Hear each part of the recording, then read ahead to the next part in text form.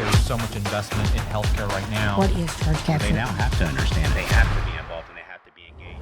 Hello and welcome to the RevTech RX podcast powered by Streamline Health. I'm David Kozlowski, and today we are at OCHC, and I've got Adam Seymour, the Chief Product and Strategy Officer at Alpha 2 here with me. Hi, David. Yeah. Great to be here. Thanks for coming. Super happy. I'm interrupting you on purpose. Just now. All right. And then I've also got Hal Walsh, who is from Streamline, and he is the VP of Channel Partners. Good afternoon. Good to be here. Thanks for coming. Today, we have a great conversation, ironically, about partnerships. And I want to talk about, there's obviously a lot of good, and we hear a lot of things about, hey, here's why you should have a partnership, and here's the benefit of a partnership. And I think a lot of people understand that, and I do want to touch on it, but I want to get in the weeds of maybe the negatives of potential partnerships or things to avoid or look for, key identifiers of, oh, they do that, maybe I need to get out of here and not actually communicate with them, or I'm stuck in a bad partnership. How do I get out? Or is it a bad partnership? How long to see results? That was a lot, so we got a few things to unpack. But let's focus on the beginning of rainbows and butterflies. What does an ideal partnership look like? Are you going to take a couple? Sure. Go for it. Well, I think one of the key things, of course, that an ideal partnership is going to bring is solid technology, right? And that comes in a couple of different forms. Sometimes it's automating things that are being done manually, labor-intensive kind of tasks that a machine could do, right? And you let the people do what needs to be done by a person and let a machine do what a machine can do, right? Because staffing is a real challenge for people today, and finding efficiency and using your people to do things that have to be done by a human is key.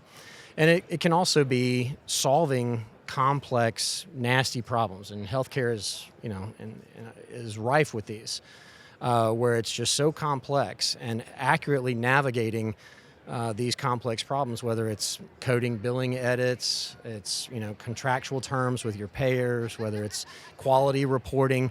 These things are not only complex, but they're constantly shifting. It just doesn't make sense to invest your own people in keeping up with all that when there's somebody else who specializes in that, right? So having technology come and solve those problems is critical.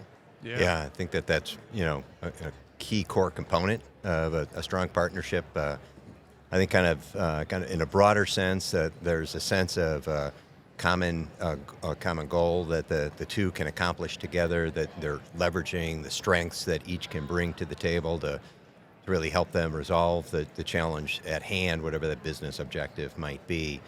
But that there's almost a shared vision between the two and clear objectives that really form a basis of a strong partnership from which you can kind of move into, like you were mentioning, the technology, addressing technology issues, staffing issues, things of that nature. Yeah. And how exactly does that relationship feel, or how should it feel for the healthcare organization, knowing what it's like to be in a great partnership? Yeah, I think from the partner that's contracting outside, they should have a sense that they're, a true extension of who they are. So that there's a kind of almost a symbiotic relationship there, that they can trust that group to act in their best interests in order to accomplish whatever the business objective goal is.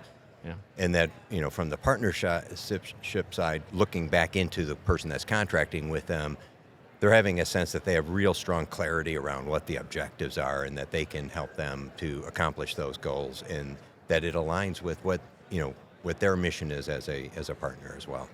Absolutely. And I think to add to that, you not only need that alignment in your goals, but I think it's important to find a partner that can bring a fresh perspective. Sure. Right? I mean, you want a partner that's not going to be just a short order cook. There's a Henry Ford quote that I love, and it's he said, if I had only asked people what they want to a person, they would have said faster horses. Right? And what that means in our business is that you want to understand, you want to listen, you want to understand what's unique about your partner, about your healthcare organization that you're helping. But you want to get past what they want and find out what they really need. Yeah. Right? And so it's being a good listener, but being a contributor, and not just staying at the surface level. Do you ever find that that the partner is essentially making that decision for them versus hearing what they are telling you. So I'm not listening. I'm saying, yeah, you may think you need that, but what you really need is this. And typically, are the partners right, or is there a gap there at times? I mean, totally. So I'd say that can help or it could hurt, right? It's just Sure. something you need to be. I think there should be an open discourse, a lot of transparency, but you don't want to come in and be so worried about looking like an expert that you just ride right over what really makes their organization unique Sure. and the things that make them different than maybe some other organizations that you use to form your current practices. And healthcare organizations are very unique, different localities, different sets of patients, and to come in and be too worried about sounding smart and sounding effective, you can really miss out on a lot Yeah. in ways that you can help. There was an interesting quote that was at the Becker's meeting that I was at recently with revenue cycle leaders, and they were looking at replacing some of the staff that they had due to retirement and things of that nature. And one of the new approaches that some of the health systems are taking is they're bringing in people with fewer years of revenue cycle experience and more years of broader experience, so they can bring in some fresh ideas to help them rethink how they've been doing things for the last 20 years, because it's not going to work anymore. Right. So to your point, Yeah. A partner can come in and bring a perspective that the client hasn't really thought about just yet, and gives them an opportunity to kind of in a safe environment expose themselves to some vulnerability there and talk about, okay, I don't really get that. Tell me about what that might look like. And, Yeah. so there can be some consulting and coaching that goes in there too. For sure.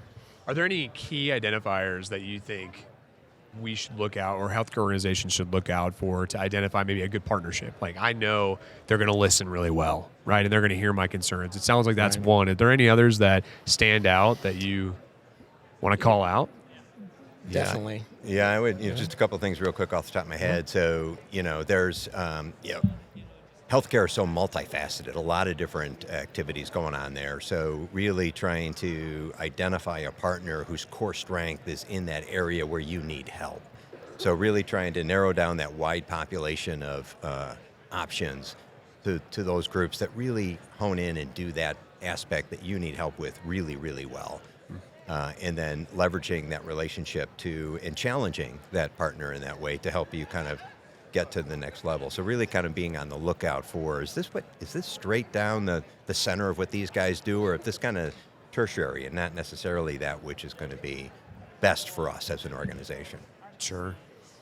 Well, and another big part of it that is a little more on the I'm a geek at heart, and one of the other issues that's really on the technology side is, are they going to take good care of your data?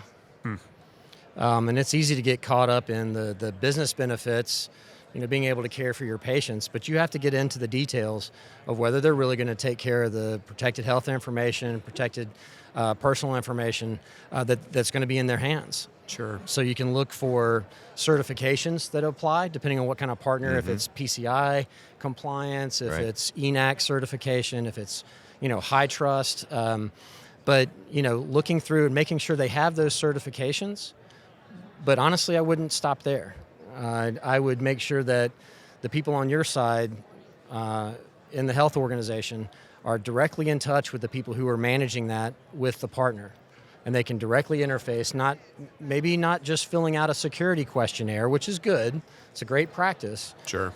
But I really would recommend, FaceTime. And I think you get past a lot of it, and you really get a good comfort level that partner is going to take this seriously, and it's not Yeah, just they're something they committed. do because they have to. Sure. Yeah, and that Makes group sense. that you're meeting with and kind of figuring everything out with doesn't then disappear when the project begins and a whole new team shows up and it's like, Right. okay, we're going to implement this and work with you now and going forward. So That's right. I would agree that, if you're collaborating up front with the team, is that team going to be involved from day one through the final aspect of that partnership? It sounds like the great partnership that we're looking for is one that listens to us, is passionate about what they do, but they care about you. They want to meet with you. They spend time to understand you. And that's well and good, and it sounds amazing, but what does this ugly relationship look like that in theory could happen? And what does that feel like from the healthcare organization side? What is that negative? What is the story maybe that you might know of that is man, that was miserable, and here's why it was miserable, or here's what happened that made it miserable, to just learn from. Yeah, We're both pulling up scar tissue. Exactly. Yeah. Yeah. Pulling out those Yeah. ghosts out of the closet here. Um, Yeah, I think that there is aspects of relationships that start off on the right path, but somehow kind of derail along the way. Some of that could be tied back to, again, there's not a clear charter for what we're trying to accomplish here. Could also be that the partnership team, can't effectively staff what you need to have done, and they're basically running behind what they have agreed to do. Or there's an aspect of the delivery that they're not as comfortable with. They just don't understand as well. They just can't follow through as clearly. One of the things actually that came up in some of the discussions at the revenue cycle meeting I was at was around how revenue cycle for healthcare now is not just a back office activity or even a central activity in the middle of the revenue cycle, but it's also a consumer-facing activity. So the consumer's often, last touch point with healthcare is the bill. And so, when you're partnering with a group that's going to help you to collect the monies that are due to you as a healthcare organization, you got to keep in mind these are your patients and these are your long-term customers. So making sure you have a partner that's going to be sensitive to the fact that that money that they're trying to collect from those individuals, which could be in hard times, needs to be managed really, really well. So you need an empathy right on that side of the fence too. So if you sense that early on in the partnership, like, and these guys are being way too aggressive, we're going to have a situation down the road here, might be a reason to start pulling back a bit and saying, wait a second, maybe this isn't the right partner. Yeah, you guys can collect a lot of money, but you also alienate half my patients in the process, and that's just not going to work. And I think one of the things that I've seen go sideways a lot, and you sort of touched on this about, making sure the team that you're going to be with down the road. A big thing is making sure that from the very earliest stages, you understand what both parties are going to have to do. And both the healthcare organization and the partner, who's going to be doing what, and what's it going to take to get it up and running and to feed it going forward. And for instance, it's not uncommon for the folks at the healthcare organization, the folks on the business side are all gung-ho and they're ready to go. And I know you've probably seen this happen before. They're all gung-ho, they see the value, they understand, but the people that are going to have to actually pull the data out of their current systems and make sure it gets transported on a regular basis, they're not available for another 18 months. Yeah. Right? Or they go into this excited about the core value, but they don't understand those steps. And I think certainly the partner you choose should be very transparent and walk you through that step by step going into it. But it's also good for healthcare organizations to be vigilant about that and make sure they understand. Yeah, that's fair.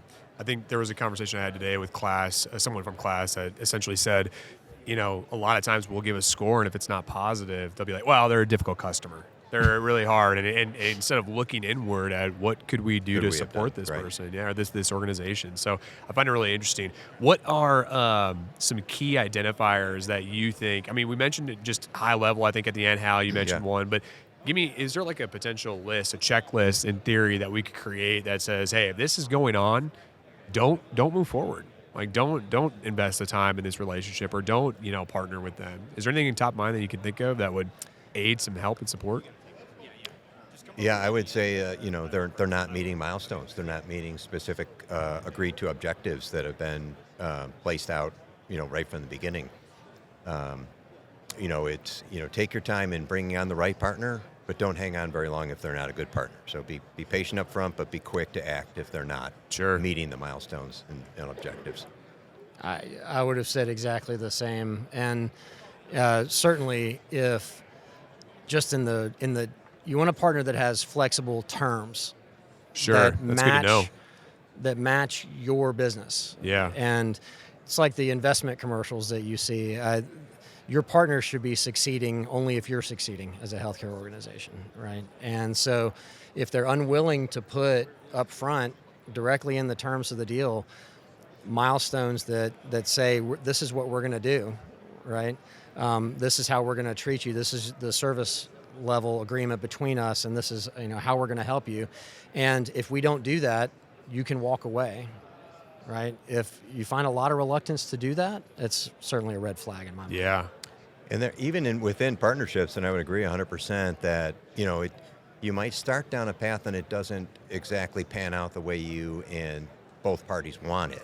But that doesn't necessarily also mean that you got to end this thing right now. It might mean, whoa, we both ran into something we didn't anticipate. So how do we pivot and then get back on track with what we want to accomplish? I know that there was one that Pepsi and Starbucks formed a partnership to develop a carbonated coffee beverage.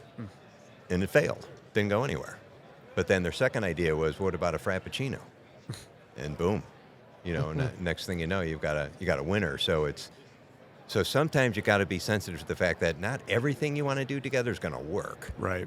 But if you've built a strong, trusting relationship, you can pivot a bit and adapt and figure out, what could we do that could be pretty special. I'd say there is no partnership that won't encounter some kind of challenge. Yeah. I mean, if they're really working together, they're really looking to improve, you're pushing the envelope a little bit, you are going to have some challenges. And one of the, this kind of points back to one of the points you made earlier. You got to know the team that you're going to be dealing with going forward. I mean, it's great if the team you're dealing with initially to close the deal knows what they're talking about and they can articulate the message and all that, but certainly recommend you dig in and you really talk with the people who are going to be with you a year, 2 years, 5 years down the road, and make sure you understand what's going to happen when something goes wrong. Who am I going to call, right? Am I going to be throwing tickets into a black hole, or am I going to have somebody on the phone trying to help me get this fixed quickly, right? Yeah. If I'm hearing correctly, just took some quick notes, but the biggest one I heard is adjustable, like being able to say, if we're not meeting the mark, then we can get out, right? To me, that's like your safety net. If it's not working out, we can leave, if I'm hearing that correctly. Right. You're looking for people who listen. They got a great knowledgeable team, but they're hearing what you need. And they're highly educated, right? Hopefully, right, in the space that you're working with. And lastly, the kind of the rub, I guess, to a degree, is that you'll always expect changes. And no matter what, like, you're going to come in, you're going to expect that this is how it's going to go, but it may not necessarily go the way that you plan, and that's okay, as long as you get to that end game of what you're saying we're going to accomplish. Would you say that's fair? Am I missing anything? Well, I think you nailed it. Yeah, I think you got All it right. pretty well. We need to try to create a list then. I'm going to be picking your guys' brain of, like, here's your checklist of what to look for the partners as we're like having conversations. So that way we can avoid any potential issues in the future. Yeah. So. Yeah.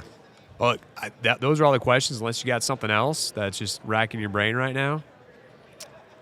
No, I just say, the healthcare is expanding more and more into partnerships all the time, and I think it's because of the push that healthcare's got to evolve onto the healthcare consumer side and do so in a much more effective way. So I think really kind of effectively kind of navigating kind of those next steps and the horizon for healthcare is going to include a lot of partnership work going forward.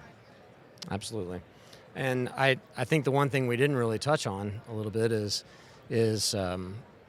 really listening to how the partner articulates their ROI story. Sure. And it's you want to make sure they can really walk through each step of it. It's not just generalizations about here's the revenue at risk, here's the shifting healthcare landscape. It's being able to really walk through and close that gap between the problem that we're facing and exactly how they solve it and how they're going to provide value to it. And that ties right back to milestones they should be willing to bake into the agreement. Yeah, right? For sure. That's great. Yeah. Great thoughts, guys. Thank you so much, Hal, Adam, for being on the podcast, the RevTech RX podcast. And thank you all so much for listening in. If you can, like, share, subscribe, all the works. Again, thank you so much for listening to the RevTech RX podcast powered by Streamline. I'm David Kozlowski. Take care. Hey, before you go, do you have a topic that you want us to cover, or do you know an industry expert who could join us? Send us a message through LinkedIn and turn your ideas into new episodes right here on RevTech RX.